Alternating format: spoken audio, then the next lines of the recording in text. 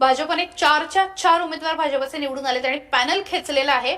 श्रेयस प्रीतम खांदवे, ह्याच्यानंतर अनिल सातव, ऐश्वर्या पठारे आणि रामदास दाभाडे।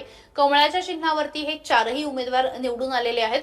हा प्रभाग महत्त्वाचा का आणि इंटरेस्टिंग का हे मी तुम्हाला सांगते, कारण ही जी गावं आहेत, वाघोली, लोहगाव जे आहे, हे नंतर आता जी काही 34 गावं पुणे महापालिकेमध्ये आली त्यामध्ये ही गावं आलेली होती। त्यामुळे या गावांमध्ये यापूर्वी महापालिका नव्हतीच, या गावामध्ये ग्रामपंचायत होती। त्यामुळे पहिल्यांदा या गावांमध्ये निवडणूक लागली आणि या गावामधले जे काय म्हणू शकतो प्रस्थापित आहेत किंवा जमीनदार आहे किंवा तो जो एक वर्ग आहे जो राजकारणामध्ये कायम पुढे असतो, ज्याला राजकीय ताकद लावायची असते, आर्थिक ताकद लावायची असते, त्या वर्गाने मोठ्या प्रमाणावरती साम दाम दंड भेद आणि मिळेल त्या मार्गाने प्रचंड सगळी ताकद लावून या उमेदवारीमध्ये उतरण्याचं ठरवलं होतं। आणि त्यानंतर इथे उमेदवारी देण्यात आली होती ऐश्वर्या पठारे यांना। बापूसाहेब पठारे म्हणून राष्ट्रवादी काँग्रेसचे शरद पवारांच्या राष्ट्रवादीचे आमदार आहेत, ज्यांनी खरं तर त्यावेळी टिंगरेंचा पराभव केलेला होता, सुनील टिंगरेंचा। तुम्हाला जर आठवत असेल तर पोर्शे गाळ प्रकरणामध्ये ज्या आमदारावरती सर्वाधिक टीका झाली, ज्यांच्या वर्तनावरती प्रश्नचिन्ह उपस्थित करण्यात आलं, ते पुण्याचे आमदार असलेले सुनील टिंगरे यांचा पराभव केला होता बापूसाहेब पठारे यांनी। आणि पुण्यामध्ये एकमेव जागा ही महाविकास आघाडीला त्यावेळी आलेली होती।